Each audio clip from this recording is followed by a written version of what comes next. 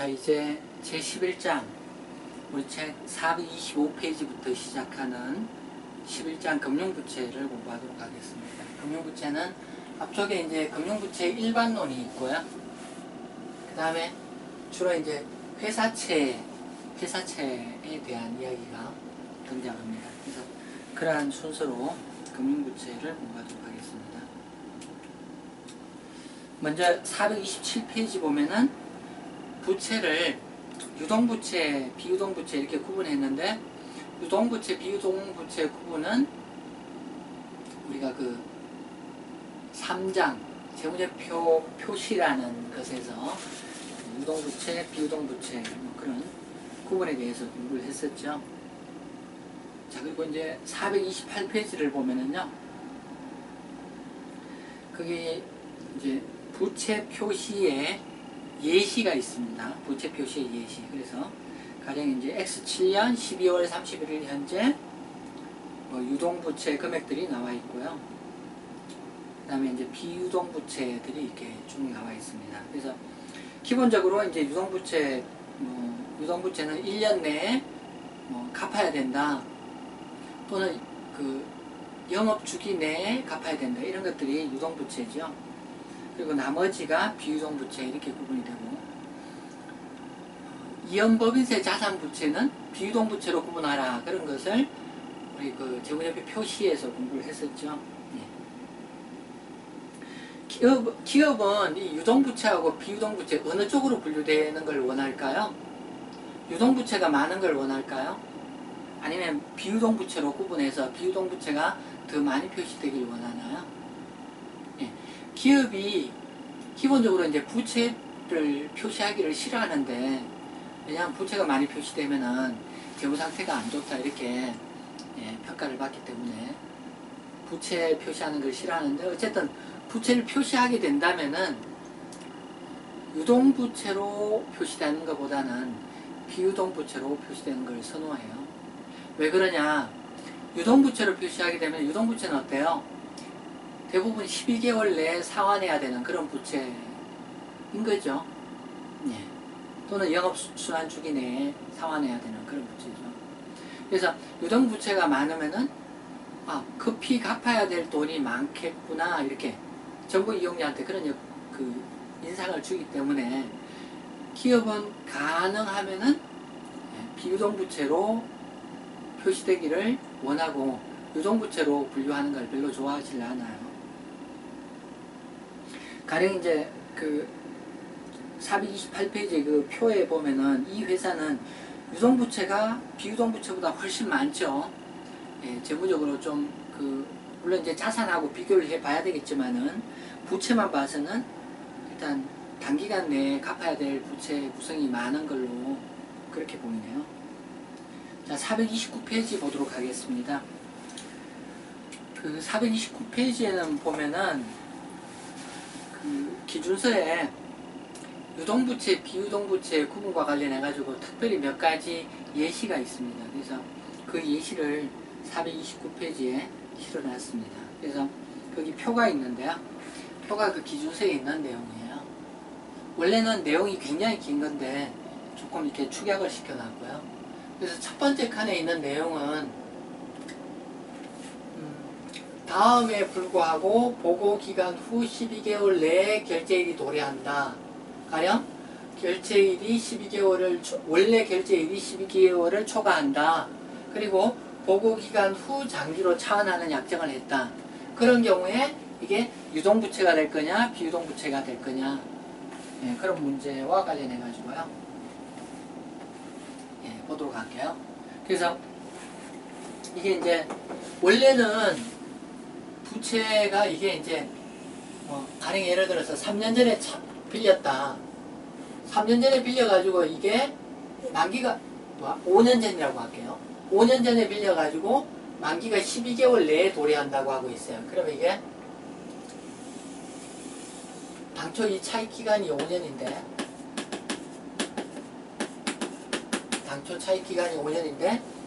이게 지금 12개월 내에 결제일이 도래한다고 이야기하고 있습니다. 그래서 단기가 가령 예를 들어서 단기가 네, 여기서 여기까지 단기예요. 단기. 네. 그리고 현재는 어디냐 하면은 여기가 현재예요. 1월 초에 지금 결산을 하고 있어요. 1월 초에 결산을 하고 있어요. 근데 이게 5년 만기로 빌렸던 5년 전에 빌렸던 돈이 이제 이 보고 기간 말 아직 결산일이 끝나지 않았는데 네, 그 차기에 그 상환하는 날짜가 도래하는 그런 상황이에요. 그리고 이게 차기의 결제일이 도래하지만은 이 상환일을 이게 연장시켰다. 언제 연장시켰느냐? 보고 기간 후 지금 그 단기가 끝마치고 단기 결산을 하고 있는 지금 상황에 이거를 그 만기를 또 다시 뭐 이렇게 몇 년 또 연장시켰다. 원래 만기가 여기였는데 얘를 이렇게 연장하기로 한 거죠. 뭐 또 다시 뭐 5년 빌리는 걸로 재연장했다는 거죠. 5년으로 연장했다는 거죠. 예. 그럴 경우에 얘가 유동부채냐 비유동부채냐. 예. 이런 판단에 있어서 기준서에서는 이 보고기간 말일을 기준으로 판단하도록 하고 있습니다. 그래서 요 날짜에서는 만기가 얼마 남았었어요. 예, 요 날짜에서는 만기가 1년 내에 만기가 도래하는 상황이었죠. 예, 연장을 물론 요 이후에 시켰지만은 보고기간 말로는 그 만기가 1년 내에 도래하는 거였어요. 그래서 1년 내에 도래하기 때문에 12월 31일자로는 얘가 만기가 1년 내에 도래하는 그런 상황이기 때문에 유동부채로 분류해라. 이렇게 이야기를 하고 있어요. 결과적으로 1월 달에 얘를 5년 연장시켜서 비유동부채가 됐지만은 그거는 뭐 차기 결산에 그렇게 비유동부채 표시하면 되는 거고, 여기 단기 12월 말로는 보고기간 말로는 만기가 1년 내기 때문에 유동부채로 분류해라. 이런 이야기를 하고 있습니다. 예, 그런 내용이고요. 그 다음 내용은 차입 약정 위반에 대한 이야기를 하고 있어요. 그래서 보고기간 말 이전에 장기 차입 약정을 위반했어요. 장기 차입 약정. 그 429페이지 아래쪽에 보시면은요, 그 장기 차입 약정에 그 어떤 예시가 몇 개 나와 있어요. 그래서 장기 차입금을 빌리면서 은행하고 약속하기를 이렇게 하시오, 이렇게 약정을 했다는 거죠. 그래서 예를 들면은 차입 기간 동안 계속해서 부채 비율을 200% 이내로 유지하기로 그렇게 약속이 돼 있어요. 그래서 만약 이제 약정서에 이런 내용이 들어가 있는데 이 내용을 어기면 어떻게 돼요? 이게 그 트리거 이벤트라고 이야기하거든요. 그 영문 차입 약정서를 보면은 그 계약서에 여러 가지 조건들이 있는데 그 중간에 트리거 이벤트라는 말이 있어요. 트리거가 방아쇠를 의미하거든요. 그래서 이런 상황이 발생하면은 방아쇠를 당기겠다, 즉 상환해야 된다, 이런 조항을 트리거 이벤트라고 이야기해요. 그래서 뭐라고 되어 있느냐 하면은 뭐 어떤 장기 차입 약정을 위반하면은 대여자가 즉시 상환을 요구할 수 있다. 뭐 가령 부채 비율 200% 내로 계속 유지해야 되는데 200% 넘었다는 게 확인되면은 1개월 내에 상환해야 된다. 그런 트리거 이벤트 조항이 있다는 거예요. 그래서 그러한 상황의 채무인데 보고 기간 후에 약정 위반을 이유로 상환을 요구하지 않기로 합의했어요. 예, 이것도 굉장히 여러 가지 이야기들을 함축적으로 해서 조금 어려울 수 있는데요. 그래서 지금 이제 단기가 여기서 여기까지 단기예요. 단기고 단기에 차입 약정 위반이 단기에 발생한 거예요. 차입 약정 위반이 단기에 발생한 거예요. 그래서 약정을 위반했기 때문에 곧 갚아야 될 상황이에요. 곧 갚아야 될 상황인데 보고 기간 후에 가령 뭐 여기 결산하면서 요때 이거를 그 차입 약정을 문제 삼지 않기로 그렇게 약속을 했어요. 그래서 이게 그 트리거 이벤트가 발생했지만 이걸 무시하기로, 이걸 무시하고 그냥 계속 진행하는 걸로 은행하고 합의를 했다. 그럴 경우에 이 차입금을 유동부채로 할 거냐 비유동부채로 할 거냐. 결론은 똑같아요. 위에 하고 똑같은 이야기입니다. 보고기간 후에 이거를 면책시켜 주기로 약정을 했기 때문에 보고기간 말로는 어떻게 되냐면 보고기간 말로는 여전히 곧 갚아야 되는 그런 부채 상황이고, 그런 상황은 그 차입금은 유동부채로 구분되어야 한다. 보고기간 말이 중요하다. 그 이야기입니다. 자, 그런데 만약 위하고 달리 대여자가 은행이 보고기간 말 이전에 보고기간 후 적어도 12개월 이상의 유예기간을 주는데 합의했다. 그리고 유예기간 내에 위반사항을 해소하는 게 가능하다. 요거는 좀 다른 이야기예요. 똑같은 상황인데 단기의 차입약정 위반이 있었고, 그리고 이 단기 기간 내에 이걸 면책해 주기로 그렇게 은행하고 협의가 됐다.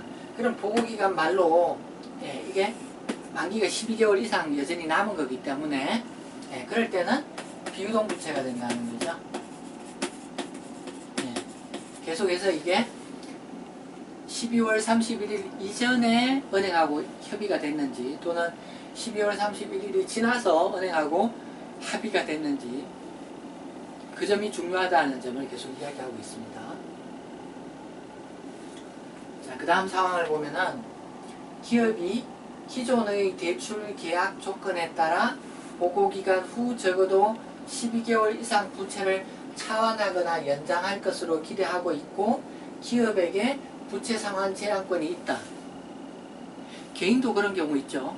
이렇게 돈을 빌려가지고 만기가 되면은 뭐 특별히 문제가 없으면은, 신용에 문제가 없으면 자동으로 연장되는 그런 대출들, 그런 게 있죠. 기업도 마찬가지예요. 그래서 기업이 어떤 뭐 3년 그 만기에 대출금을 빌렸는데 3년이 되는 시점에 자기가 이걸 연장할 수 있는 권한을 기업이 갖고 있는 경우가 있어요. 그래서 지금 여기서 이야기하는 거는 12개월 내에 만기가 도래하지만은 이거를 다시 3년 연장시킬 수 있는 권한을 기업이 갖고 있고, 또 그렇게 되는 게 자명한 그런 경우에 어떻게 할 거냐. 그렇다면 12월 31일 현재 얘는 비유동부채로 봐야 되겠죠. 그런데 이와 달리 부채 차환에 대한 제한권이 기업에 없다. 차기에 만기가 도래하는데 그냥 차기에 갚을 수밖에 없다 라고 하면은 얘는 유동부채가 되겠습니다.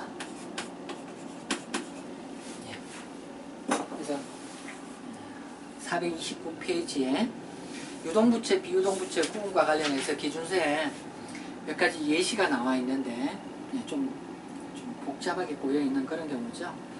자, 430페이지에 지금 봤던 예를 케이스 1 문제로 해놨어요. 케이스 1을 보도록 하겠습니다.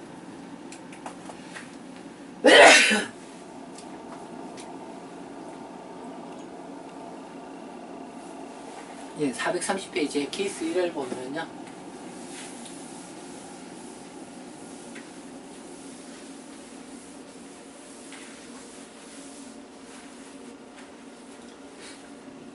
(430페이지) 케이스 1을 보면 상장기업인 K상사의 근본 결산기는 12월 31일이며 결산일은 12월 31일이며 재무제표는 다음에 X2년 2월 20일 이사회에서 승인할 계획이다. 12월 말이 끝나면 기업이 이제 한 1월 한 달 동안 열심히 결산을 하고, 그 다음에 이제 재무제표를 계약인한테 승인받아야 되죠. 통상적으로 이제 이사회의 승인을 받게 됩니다. 그러한 상황을 이야기하고 있습니다. 다음은 회사 차입금에 관한 사항이다. 그래서 요구사항은 보면은 각각의 상황을 X1년 기말 재무상태표에 유동부채 또는 비유동부채로 구분하시오. 이렇게 되어 있습니다. 그래서 상황 1은 보면은 A은행으로부터의 차입금은 X2년 1월 20일 만기다. 한편 K상사는 X1년 12월에 동차입금의 만기를 연장하기 위해 은행과 협의하기 시작했다. 그래서 이게 X1년 12월 31일까지 은행하고 합의가 되면은 비유동이 될 수가 있죠. 12월 31일까지 만기를 뭐 3년 연장한다 이런 비유동으로 회계 처리해야 되겠죠. 그런데 12월 31일이 지나서 은행하고 합의가 됐다. 그럼 유동부채로 보는 거죠.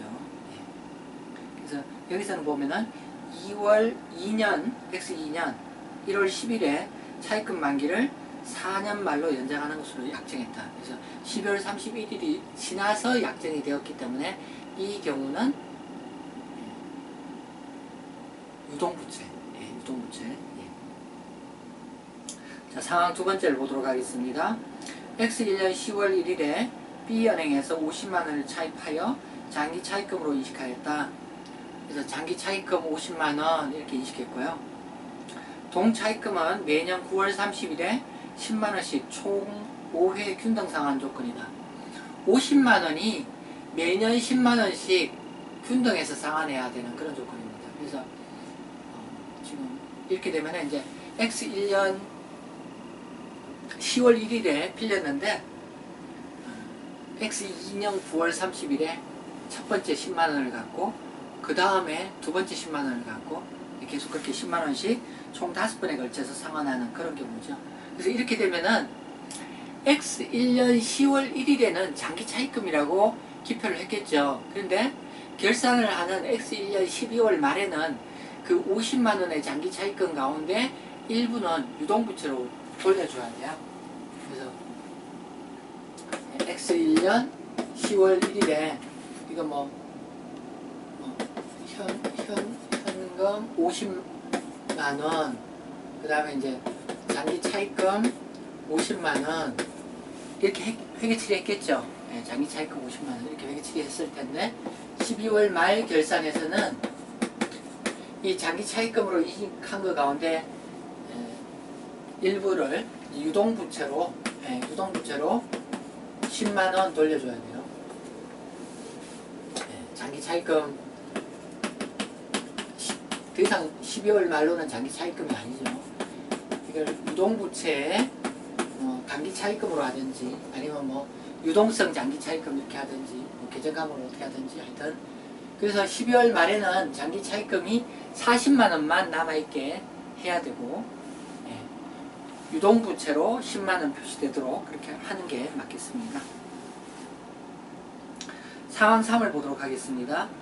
C은행 장기 차입금의 조건은 차입기간 중에 매월 말 유동비율이 유동자산을 유동부채로 나누어서 곱하기 100 한 것인데 이것을 200% 이상으로 유지해야 한다는 조건이 있다.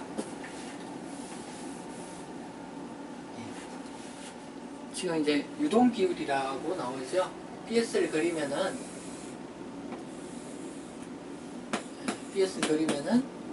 이쪽에 이제 유동자산이 있고 이쪽에 이제 유동부채가 있습니다. 두 개를 나누기 이렇게 한 다음에 이 결과값에 대해서 곱하기 100을 하면 그게 유동비율이에요. 그래서 유동자산이 분자에 있기 때문에 유동비율은 높으면 높을수록 기업이 좋은 거죠. 은행에서 돈을 빌리면서 차입약정에 어떤 내용이 들어가 있느냐, 유동비율이 200% 이상 차입기간이 계속 유지돼야 된다 그런 조건이 있어요. 그런데 X1년 10월 현재 유동비율은 140%다. 그러면 유동비율 그 차입 조건 가운데 유동비율 200% 이상 유지해야 된다는 조건을 위배한 그런 상황이 된 거죠. 회사는 이 상황을 은행과 협의하였으며 X1년 12월 중에 은행과 회사는 새로운 약정을 체결했다. 새 약정에 따르면은 X2년 말까지 유동비율 조건을 면책한다는 것이다. 그래서 X2년 말까지, 내년도 말까지 이 유동비율 조건을 면책하기로 은행과 협의가 됐어요. 언제 약정이 됐느냐? X1년 12월 중에 은행과 약정했다고 합니다. 그러면은 비유동부채. 왜냐하면은 보고기간 말 전에 은행과 협의를 마쳤기 때문에 비유동부채 이렇게 해야 되겠습니다.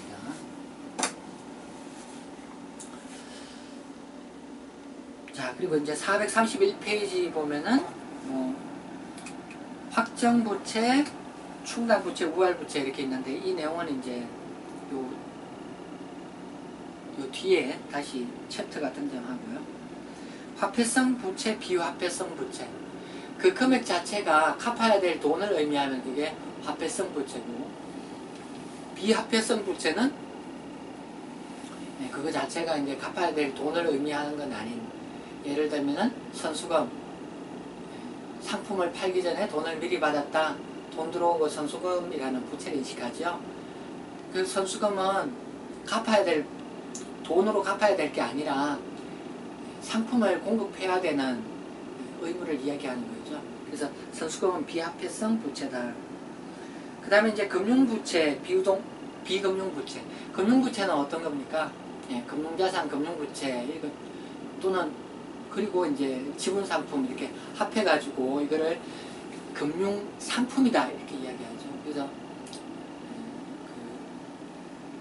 앞에 금융상품에서 공부를 했었는데요.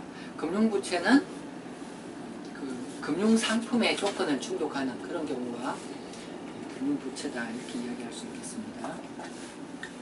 자, 이제 432페이지 보면은 금융부채 여러가지 유형이라고 있습니다. 432페이지에 그게 1, 2, 3 있는데 이게 기준서에서 금융부채를 이렇게 나누고 있습니다. 그래서 금융부채, 거래 상대방에게 현금 등을 인도하기로 한 계약상 의무. 예를 들면 매입, 채무, 미지급금, 사채 이런 것들. 그리고 잠재적으로 불리한 조건으로 갚아야 되는 의무에서 파생상품, 부채 같은 경우. 그 다음에 거래 상대방에게 자기 지분 상품으로 결제하는 계약. 그런데 결제할 자기 지분 상품의 수량 및 금액이 확정된 경우는 지분 상품으로 분류하고 나머지 경우를 이야기한다. 자, 요거 조금 복잡한데요. 432페이지 아래쪽에 보면은 표가 있죠. 표가 있고 그 위에 세 줄을 붙이도록 하겠습니다. 네 줄이 좋겠네요. 위 3은 자기 지분 상품을 결제하는 계약.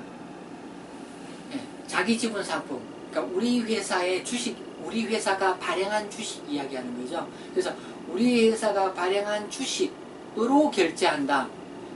어떻게 우리 회사가 발행한 주식으로 결제할 수 있나요? 우리 회사가 주식을 새로 발행해가지고 신주를 상대방한테 주는 것도 한 방법일 거고요. 또 다른 방법은 혹시 자기 지분 상품을 취득했거나 취득할 수 있으면은 자기 지분 상품을 갖고 있다가 주는 것도 한 방법이 되겠습니다. 그래서 위 양갈로 3은 자기 지분 상품을 결제하는 계약을 어떻게 처리할 것인지에 관한 지침이 된다. 이를 구체적으로 보면은 결제할 자기 지분 상품의 수량 또는 받을 대가가 변동적인 경우에는 금융부채로 분류한다. 이와 달리 결제할 자기 지분 상품의 수량 및 받을 대가가 확정된 경우에는 지분 상품으로 분류한다. 그런 이야기가 있는데요. 이것도 예시를 보는 게 좋겠습니다. 그래서 433페이지에 예시 1, 예시 2 두 가지가 있습니다. 예시 1은 보면은 인도할 자기 지분 상품 수량이 변동 가능한, 뭐가 변동 가능하다고 이야기하고 있고요. 그런 경우에 금융부채로 인식한다. 그래서 이제 A사하고 X사하고 거래를 하는데, 요번엔 X사 이야기입니다. 요번에 X사의 회계 처리를 이야기합니다. 그래서 X사가 A사로부터 현금 1,000만원을 받았습니다. 그 대가로 장내 주가 기준으로 여기에 해당하는 주식을 발행해 주기로 했습니다. 1,000만원의 돈을 받고 1,000만원에 해당하는 주식을 주기로 했다. 이 경우에 X사가 어떻게 회계 처리할 거냐? 돈 받았으니까, X사는 돈 받았으니까 돈 들어왔다, 이런 회계 처리가 필요하겠습니다.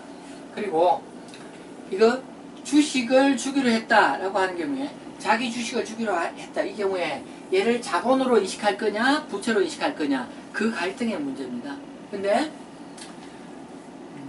받을 대가가 변동적이거나 또는 인도해 줄 자기 지분 상품의 수량이 변동적인 그런 경우에는 금융부채로 봐라. 이렇게 기준서가 정의를 하고 있습니다. 이 정의가 그렇기 때문에 그렇게 따르는 거예요.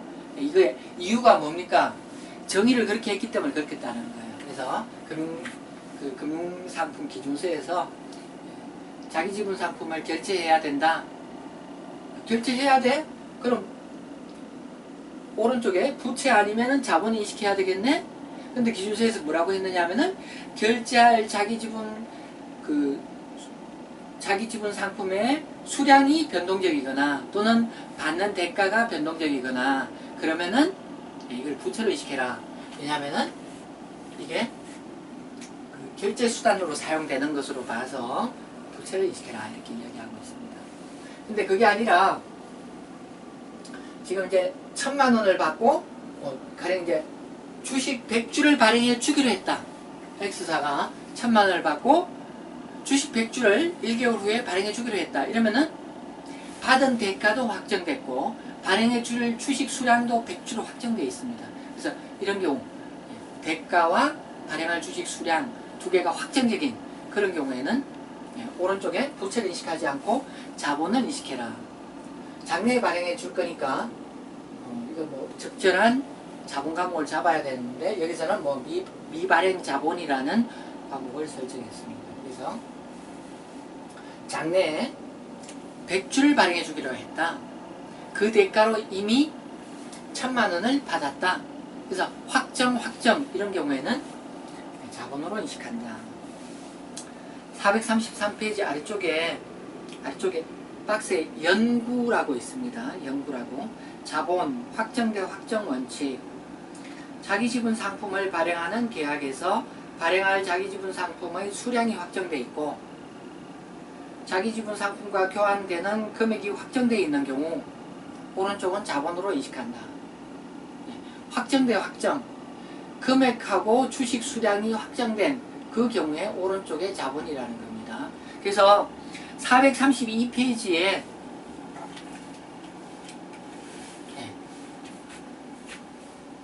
대가, 받았거나 받을 대가가 확정되어 있고 그리고 결제할 자기 지분 상품 주식을 발행해서 주든지 자기 주식을 취득해서 주든지 수량이 확정되어 있다. 이 두 경우에 오른쪽에 지분 상품을 인식해라. 이게 기준서의 정의로 되어 있습니다. 기준서의 정의로 되어 있습니다. 그 경우 이외에 주식 수량이 변동적이거나 또는 받는 대가, 받을 대가 등이 변동적인 그래서 어느 한쪽이 변동적이다 그러면은 금융부채로 인식해라. 기준서는 그렇게 정의하고 있습니다. 자, 이 내용은 사실은 앞에서 우리 요 앞장에 10장 금융자산을 공부했는데 금융자산에서도 같은 이야기가 있었습니다. 지금 여기 경우 1, 2, 3은 이게 이제 주식을 발행해 주기로 했다 이 경우지만은 앞에 이제 금융 상품에서 공부한 건 어떤 거냐 하면 S사 이야기였죠. S사가 매출을 하고 돈을 받아야 되는데 상대방이 주식이 많은데 마치 너네 S사 삼성전자 너가 발행한 주식 내가 많이 갖고 있으니 내가 3개월 후 주식으로 삼성전자 주식으로 주겠다. 그런데 3개월 후 주식을 주려고 치니까 3개월 후에 이 주가가 얼마 될지 모르니까 그때 가서 주식 수량 줄 거는 결정하자. 이럴 경우에 삼성전자가 어떻게 매기 처리하느냐. 그래서 오른쪽은 매출이 될 거고요. 왼쪽에 자기 주식을 받는데 이거를 금융자산으로 하느냐 또는 뭐 자본의 마이너스 항목으로 그 자본 과목을 인식하느냐 이런 고민이 있었죠. 그래서 그때 받을 판매 대가는 지금 확정된 거고 받을 주식 수량이 확정됐다면 그 경우는 왼쪽에 금융 상품을 인식해야 된다. 그런 이야기였었고요. 그게 아니고 그 받을 주식의 수량이 지금 말이 제가 헷갈린 것 같습니다. 자, 삼성전자 입장에 회계 처리 어떻게 하느냐. 삼성전자가 물건을 팔았죠. 그래서 오른쪽에 매출을 인식하게 되겠습니다. 뭐 매출 1000만원 이렇게 인식하게 되겠습니다. 근데 상대방이 그 삼성전자 주식을 3개월 후에 주겠다 이렇게 이야기하는데, 상대방이 이야기하기를 주식 100주를 주겠다 이렇게 이야기하면은 그거는 금융상품으로 자산을 인식해야 된다. 네. 그런 이야기 했었죠. 금융상품으로 자산을 인식해야 된다. 주식 100주를 주겠다 이렇게 하면은. 근데 그게 아니라 3개월 후에 주가가 어떻게 될지 모르니까 2천만원에 맞춰서 내가 주식을 주겠다 이렇게 하면은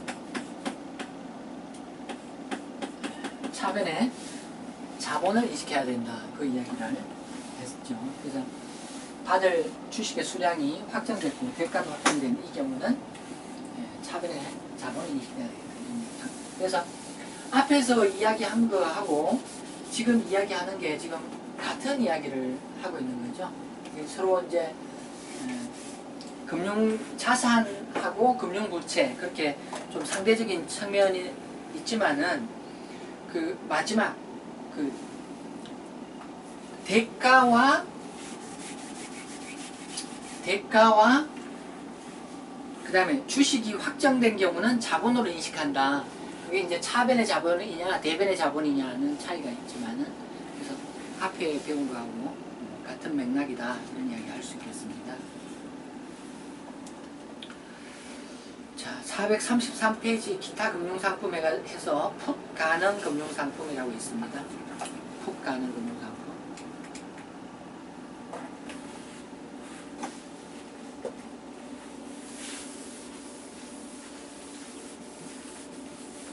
풋 가능 금융상품은 풋이 이제 팔 수 있다, 상대방한테 사라고 하는 그런 게 풋이라고 하죠.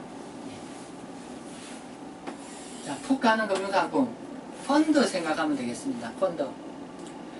우리 그 금융기관, 가령 이제 증권회사에 가가지고 돈 많다, 금융상품을 사고 싶다, 어떤 금융상품이 있냐 이야기하면 증권회사가 이야기하기를 예금을 하든지 주식을 사든지 채권을 사든지 수익증권을 사든지 이렇게 이야기합니다. 그게 수익증권이 이야기되는데, 수익증권이 뭐냐 하면은 예전에 그 현대증권이 발행했던 뭐 바이코리아 무슨 펀드 수익증권, 또는 한국투자신탁이 발행하는 뭐 부자아빠 뭐 무슨 시리즈 그런 수익증권, 이런 것들이 대표적인 펀드가 발행하는 수익증권인데, 펀드가 뭐냐 하면은 사람들로부터 돈을 모아가지고, 투자자들로부터 돈을 모아서 그래서 이제 돈이 들어오죠. 이게 펀드 BS예요. 펀드에 BS에 돈이 들어오죠. 그리고 이제 여기 이제 그 출자금 이렇게 인식하게 되겠어요. 그리고 이 돈을 가지고 이제 이 펀드가 그 펀드를 설립할 때 투자자들한테 내가 이런 자산에 투자하겠습니다. 파생상품 뭐 어떤 형태의 50%를 투자하고 나머지 50%는 뭐 주식에 뭐 투자하겠습니다. 이런 식으로 약속을 하죠. 그래서 뭐 파생상품도 사고 뭐 주식도 사고 이렇게 운영을 해가지고 남는 거는 다시 투자자로부터 돈을 받으면서 이 출자금을 수익증권이라는 형태로 수익증권으로 주고 정수로서 주고, 그래서 이걸 돌려서 이윤이 남으면은 이제 투자자가 가져가는 거고 이렇게 되는 거죠. 이게 이제 펀드 구조인데요. 그래서 여러분들 이제 펀드 매니저라는 그런 이름을 들어봤을 텐데, 이런 것들을 운영하는 게 펀드 매니저죠.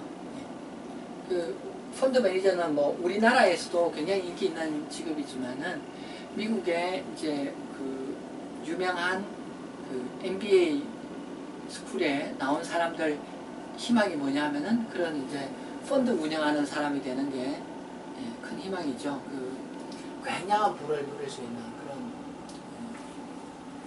직업이다, 이제 이렇게 알고 있을 텐데. 자, 그래서 이제 이 출자금을 정권화해서 투자자한테 수익정권이라는 형태로 나눠주는데, 대부분의 펀드들이 개방형으로 운영되고, 개방형 펀드가 뭐냐 하면은 돈을 넣는 것도 자유고 돈을 가져가는 것도 자유고, 그래서 투자하고 있다가 얘가 펀드가 운영 수익이 굉장히 좋다라고 하면은 계속 갖고 있을 수도 있지만은 현금화하고 싶다, 이럴 수가 있겠죠. 그러면은 갖고 있던 수익정권을 내밀면서 여기에 상응하는 돈을 달라, 수익정권 돈을 달라, 이게 이제 푹 가는 금융상품, 다시 너희가 되사가라, 그래서 푹 가는 금융상품에 해당하는 겁니다. 그래서 푹 가는 금융상품은 이 펀드 입장에서 보면 출자금 이렇게 표시를 하지만은 자본인 것 같지만은 사실은 얘가 부채에 해당해요. 왜냐하면은 보유자가 발행자에게 당해 금융상품의 환매를 요구하는 그런 형태고, 언제든지 갚아야 되는 그런 거죠. 자본은 그런 거 아니거든요. 그래서 언제든지 환매가 가능한 그런 거는 금융부채로 보면 되겠습니다. 그 다음에 434페이지 보면 영구적 채무상품이라고 있습니다. 영구적 채무상품. 그게 예를 들어서 이제 어떤 기업이 1,000만원에 대해서 자금을 조달하면서 연 8%를 영구적으로 그 대가를 지급하기로 했다. 우리가 이제 차입금이라고 돈을 빌리면은 이자라는 명목으로 매년 뭐 이렇게, 또는 이제 그 잉여금이 있을 때 갚는 그런 형태가 될 거고, 자본이라는 형태로 빌리면은 배당금이라는 형태로 그 과실을 줘야 되고, 차입금이라는 형태로 빌리면은 이자 비용이라고 이제 그 과실을 줘야 되죠. 근데 여기서 이제 뭐 조건, 뭐 그게 이제 배당금인지 차입금에 대한 이자 비용인지 뭐 그거와 상관없이 매년 8%를 영구적으로 지급하기로 했다. 그 대신 1,000만원은 안 갚는 거죠. 그런 금융상품을 발행했다고 했을 때 얘를 발행한 회사 입장에서 자본으로 봐야 될지 또는 부채로 봐야 될지 그런 측면이 있죠. 이러한 금융상품의 발행 시점에 시장이자율이 8%라고 가정하면은 발행자는 최초 이식 시점에 1,000만원의 공정가치를 가지는 1년의 미래 이자 금액을 지급할 계약상 의무를 부담하게 된다. 이러한 영구적 채무상품의 발행자는 금융부채를 인식해야 된다. 그 8% 이자를 계속 상환해야 되기 때문에 이게 뭐 피할 수가 없죠. 계약상 8%를 매년 주겠다, 이렇게 약정을 했기 때문에 그 1,000만원 원보채권 발행한 쪽은 그 원보채권을 안 갚아도 되니까 얘를 지분상품, 자본으로 해야 되느냐? 그게 아니에요. 그 8% 갚아야 되는 그 부담을 피할 수 없기 때문에 금융부채로 회계처리 해야 된다고 이야기하고 있습니다. 근데 이제 현실 세계에서 우리나라의 두산 그룹을 비롯해가지고 몇몇 그룹에서 이제 영구채를 발행했습니다. 발행했는데 그 회계처리가 자본으로 회계처리 되는 것으로 결론이 났습니다. 근데 그 경우에 자본 회계처리는 지금 이 경우와 같이 이렇게 단순하게 매년 몇 퍼센트 이자를 보수를 주겠다, 이게 아니고 좀 더 복잡한 조건의 경우고, 그래서 지금 요 단순한 경우하고 비교를 하면 안 되겠습니다.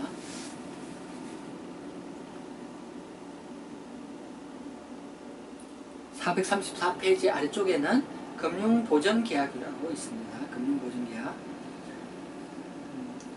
그래서 제일 아래에 세 줄을 볼까요?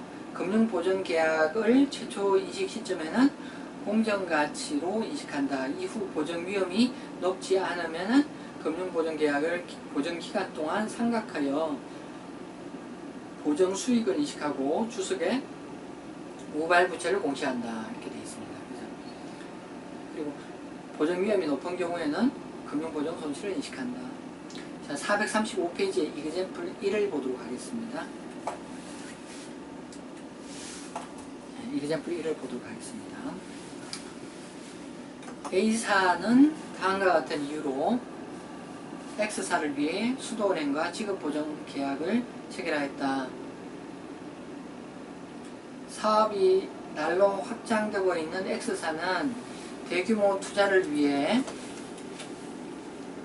수도은행에서 300만원, 이게 그 300만원이 그 3년간 분할 상환하는 조건이고 300만원을 차입하기 위해 협의하였다. 그런데 동차입에 대해 수도은행은 제3자의 지급보증을 요구하였다.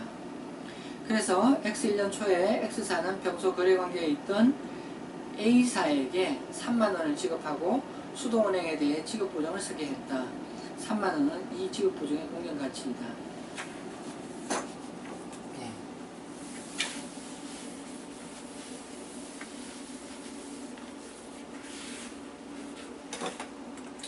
A사가 은행에서 돈을 빌립니다.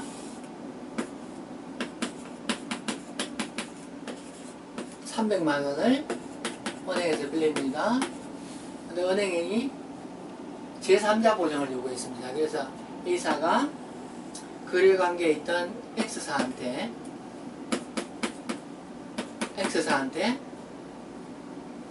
3만원을 주고, 야, 이거 300만원 내 돈 빌리는데 은행이 보증 안 서면은 보증 설류 회사가 있어야지 돈 빌려주겠다고 한다.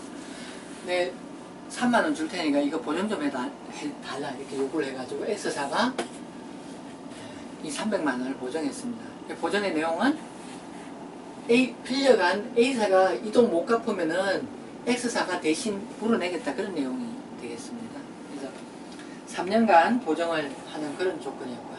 그런데 X사는 X2년 말에 도산하였고 A사는 X사의 미상환 부채 중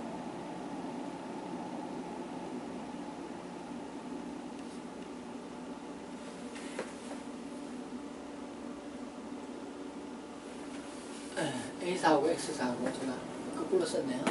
X사가 빌린 거고 A사가 보증을 한 거죠. A사가 보증을 한 거죠. X사는 X2년 말에 도산하였고 A사는 X사의 미상환 부채 중 200만원을 수도은행에 상환해야 할 것으로 추정된다. 다음은 A사의 회계처리. 그래서 A사의 회계처리 어떻게 하느냐. 그래서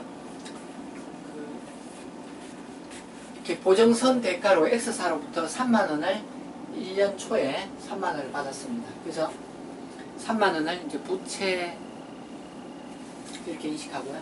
요거 뭐 계정 과목은 요거 요렇게 해도 되고 뭐 지급보증 부채 이렇게 해도 되고, 앞에서 지급보증 부채라는 말이 한번 등장했었습니다. 그래서 지급보증 부채 이렇게 쓰면 되고, 여기서는 뭐 금융보증 계약 이렇게 했는 거죠. 네, 그래서 이렇게 인식하고요. 이 3만원은 보증을 제공하는 3년에 걸쳐서 수익 인식해야 될 금액입니다. 그래서 아무 일 없이 1년이 지나갔다. 그럼 얘를 떨면서 3만원 가운데 3분의 1인 만원을 떨면서 뭐 보정 수익이라고 만원 인식하면 되겠습니다. 수수료 수익 또는 보정 수익이라고 만원 인식하면 되겠습니다. 그리고 그런데 X2년 12월 말에 상대방이 X사가 도산을 했다. 그래서 얘가 이제 그 300만원 가운데 100만원을 갖고 200만원 부채가 남은 상황에서 그 200만원을 A사가 대신 상환해야 된다. 그러면 200만원을 충당부채 인식하면 되겠습니다. 그리고 남아있는 금융보증계약 2만원을 떨면서 나머지 2만원을 제외한 198만원을 금융보정손실 이렇게 인식하면은 적당하겠습니다. 예. 예, 계속해서 이제 금융부채 구분을 공부하고 있습니다. 자, 435페이지에 보면은 금융부채 구분에서 삼각 후 원가 측정 금융부채, 단기 손익인식 금융부채 이렇게 있습니다. 그래서 대부분의 금융부채가 이 두 가지 분류에 속하고요. 근데 이 두 가지 가운데 사실은 거의 뭐 99%가 첫 번째 나오는 상각 후 원가 측정 금융부채 이렇게 구분이 됩니다. 그래서 상각 후 원가 측정 금융부채. 그래서 상각 후 원가로 인식하는 상각 후 원가라는 말은 앞에서 대여금 및 차입금에 대해서도 대여금 차입금이 상각 후 원가로 측정된다. 대여금 차입금은 가령 이제 매출채권이라고 하면은 매출채권이 그 시간가치 조정 부분이 있고 그 다음에 회수가 어려울 수도 있는 금액 예상액 대손 예상액 두 개를 차감한 금액으로 공시하는데 그게 상각 후 원가라는 말이죠. 부채도 똑같습니다. 부채도 똑같이 최초 금액에서 부채는 뭐 못 갚을 거 그런 거 생각할 필요가 없겠죠. 그래서 시간가치 조정을 반영한 그걸 상각 후 원가다. 똑같은 개념이죠. 그래서 대부분의 금융부채가 이제 상각 후 원가에 속하고요. 그래서 이렇게 이제 그 시간가치만 조정해서 인식이 되겠습니다. 그리고 이제 이 상각 후 원가 측정에 있어서는 유효이자율이 중요한데 435페이지 제일 아래쪽에 줄치도록 하겠습니다. 그 유효이자율은 금융자산이나 금융부채의 상각 후 원가를 계산하고 관련 기간에 걸쳐 이자 수익이나 이자 비용을 안분하는 이자율이다. 첫 번째 동그라미 유효이자율은 금융상품의 존속기간에 예상되는 미래 현금 흐름의 현재 가치를 금융자산 또는 금융부채의 순장부 금액과 일치시키는 이자율이다. 이게 경영학 배우면은 재무관리 배우면 이런 개념을 배우죠. 이거를 재무관리에서 이런 이자율을 Internal Rate of Return에서 내부 수익률 IRR이라고 이야기하죠. 그래서 유효이자율이 IRR을 말하는 것이다.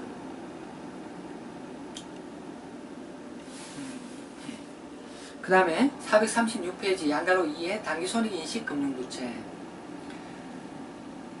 거기 첫 번째, 두 번째 줄치도록 하겠습니다.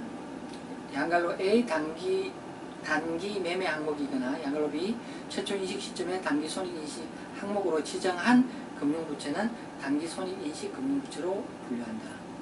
그래서 이거를 BS1에 평가를 해가지고 공정가치로 평가해서 그 부채 변동을 평가손익으로 인식하는 그 평가손익을 단기손익에 반영하는 그런 부채가 있습니다. 그래서 그게 이제 단기손익인식 금융부채 이렇게 이야기되는데 단기 매매 항목이거나 최초 인식 시점에 지정된 단기손익인식 항목으로 지정된 그런 경우고 이게 이제 좀 사실 들어가 보면 좀 내용이 간단하지는 않습니다. 그래서 436페이지에 보충 설명에서 이렇게 써놨는데 이런 그 단기 손익인식 금융부채를 갖고 있는 거는 뭐 금융기관이나 이런 데서 주로 갖고 있기 때문에 별로 해당 사항이 없어서 뭐 자세한 설명은 생략하도록 하겠습니다. 자, 오른쪽 페이지 437페이지에 보시면은요. 그래서 이런 것들의 이제 최초 측정, 그 다음에 후속 측정 어떻게 하느냐.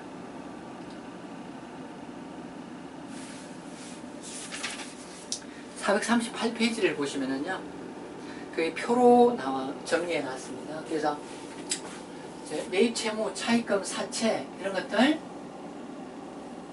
금융자산, 금융부채는 기본적으로 제로 시점 최초에 공정가치로 인식하게 됩니다. 공정가치로.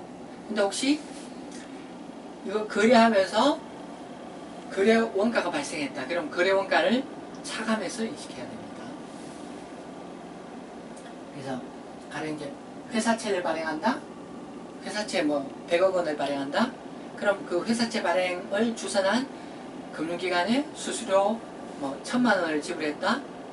그럼 그 1000만 원을 제한 금액을 최초에 회사채라고 부채를 인식해야 되겠습니다. 그리고 이게 상각 후 원가이기 때문에 공정가치 측정 개념은 없습니다.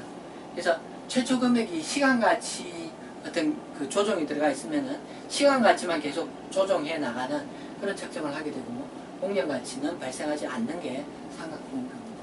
뭐 매입 채무 같은 경우, 차입금 같은 경우 지금까지 공부하시면서 계속 이제 그냥 원본 금액 그대로 인식한 것을 볼 수가 있었을 겁니다. 그래서 특별한 경우가 아니면 후속 책정, 시간 가치 외에는 후속 책정이 발생하지 않는다, 이렇게 보시면 맞겠습니다.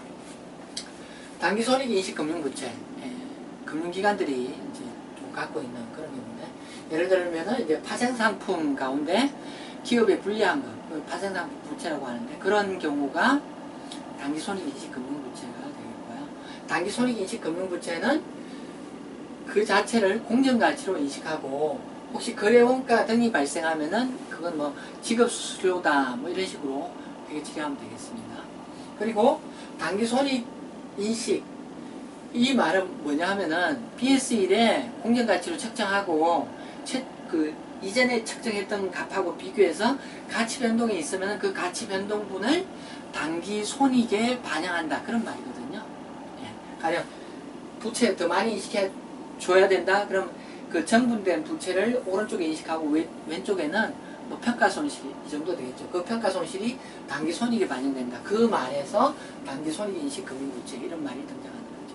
그래서 이거는 계속 BS1에 공정가치 평가해야 된다. 혹시 가치 변동이 생겼냐? 생겼으면 걔를 부채를 변동시키고 평가손익을 인식해줘라.